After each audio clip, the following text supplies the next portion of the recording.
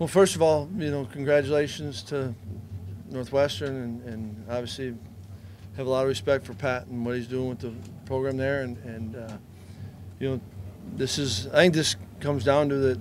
I was proud of the effort, certainly of a lot of our guys, but flat out we need to play better football. And whether you're talking about taking care of the football, turning it over is hard, and then when you turn it over in the, backed up and would be the opponent's red zone for you, that's hard. And then you've got 2 stops and special teams penalties.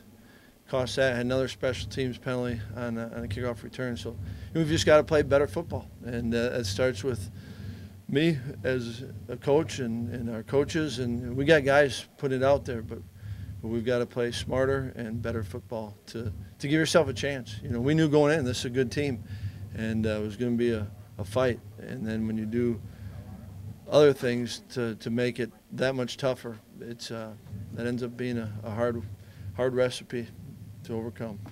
Well, with how much was on the line as far as the West today, how difficult do you think this one is to overcome for the guys? I think that every time we play, there's something on the line. And, whatever happens at the end, and believe this last year, every year I've coached, that, the conversation might be what's on the line right now, but it's not until you're done playing the season that's when you earn the right for whatever you get. And so I think that when you prepare all week and get to play this game and you put yourself all out there, that's going to hurt any player. It doesn't matter what's on the line, according to whatever. But you play your season, and we got to make sure we do a good job of playing it one game at a time. What were your impressions of Jack in his first start?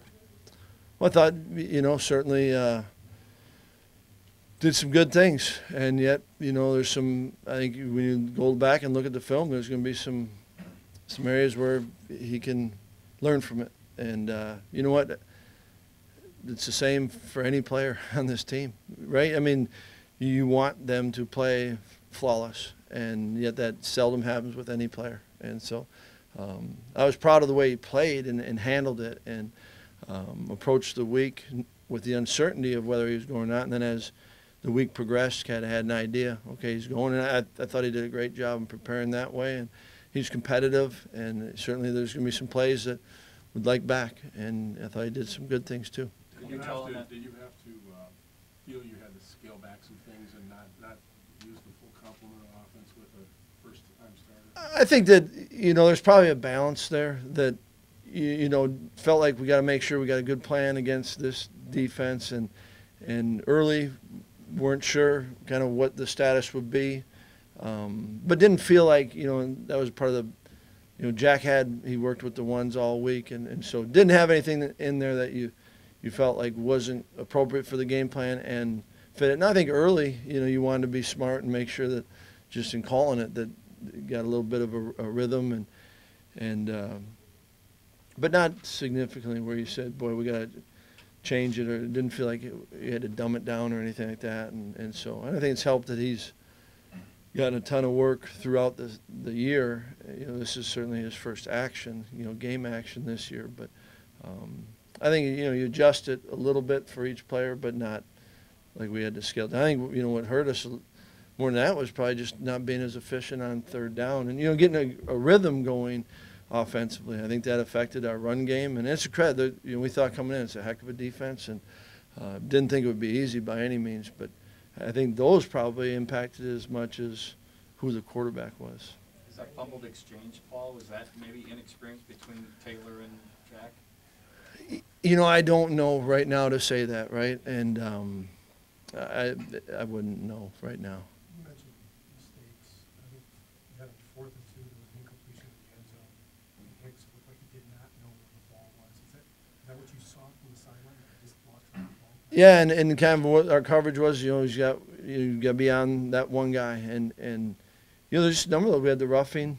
You got to stop, and we've been putting our defense in a lot of hard situations, and so there's some momentum to a stop, and then to get that back, and then we had the holding on one punt, and where it's then at the catch, where it's at. So then it's a huge deal. And I think we had another block in the back on a kickoff return, which really both of us, I think Dunner had a good return on the one punt return, and then we had a good return by Aaron. You know, so we just didn't do enough, didn't play good enough football, and didn't complement each other, or else take, you know, one side or the other, take each other off the hook. And when we did, you know, the second half, we had a really good field position and didn't get any points out of that one. You know, you get limited opportunities, you've got to maximize them, and we didn't.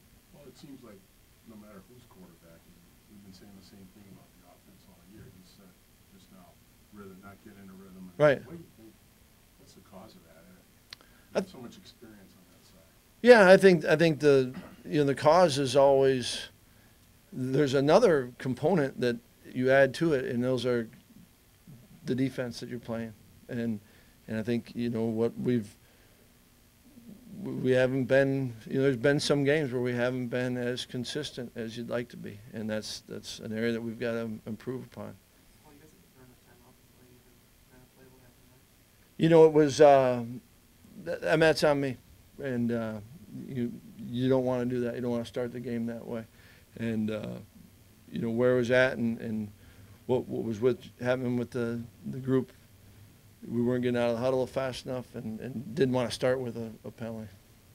When did Alex start experiencing symptoms, and when did you know that he wasn't going to the other day? You know, the start of the week on Monday, went in and spoke with our trainers, and then so that puts you into the protocol, and then you just kind of, as the week progresses, you kind of see how he's progressing through it, and so that's when we knew. Oh, you've got a lot of leadership veterans in there. Mhm. How challenging is it for those guys that are your leaders in the locker room? It's an interesting question because they've got, I don't think it's challenging. They've got experience and they've got substance to them, right? Is it easy, or they don't wish they were going through this maybe? But you know, you see it. You know, this isn't the first bump that we've had, and quite honestly, I'm proud of the way that, you know, some of our leaders are leading, and we're going to continue to lean on them, and they've got to be that. And you know, even in the locker room after this one, you know, there's it's taking place, and they didn't wait to the locker room. You know, you saw it by the way they play and put it out there, and so you know, we've got a choice, and that's how do we respond. Paul, I know you've never used injuries as an excuse, but as they continue to add up game to game to game, how does it affect everybody that's out there in terms of knowing who's next to you and who knows what to do and so forth? Well, I think, you know, there certainly is, you know, that's a real issue that guys have to deal with. And just like, you know, throughout a season, you have to deal with a lot of things, and that's certainly one of them. And you know what?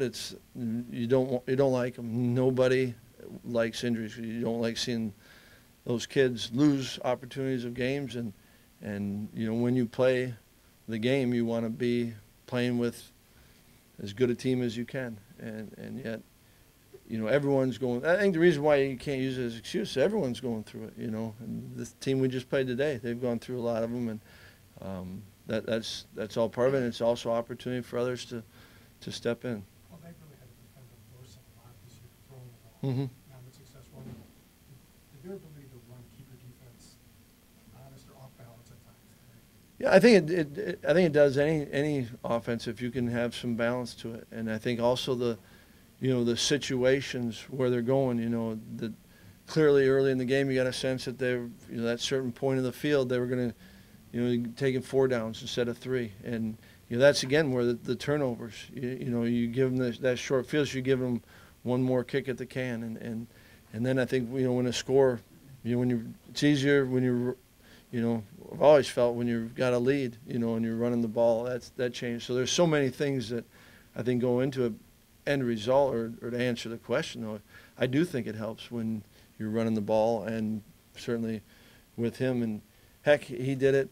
You know, we think of him as a passer, and he's a really good quarterback, and a ton of respect for him. But, you know, biggest play might have been, you know, with his legs.